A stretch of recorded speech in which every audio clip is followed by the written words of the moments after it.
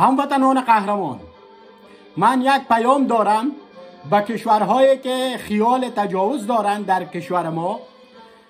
اول شما این ویدیو را ببینین، بعدا درباره صحبت میکنیم.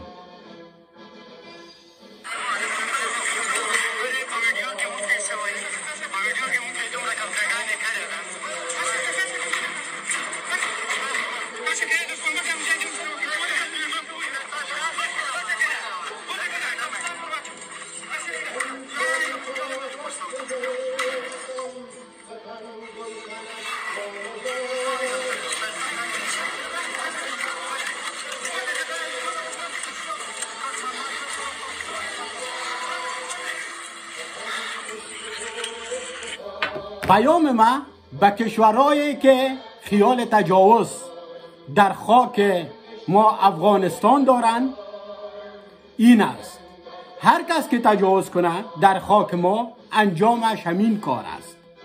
هیچ کار طالبان را ما تقدیر نکردیم و این کارشان قابل تقدیر است.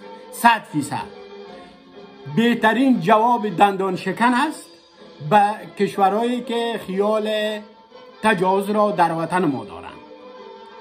مرگ به پاکستان، مرگ به پاکستان، مرگ به پاکستان.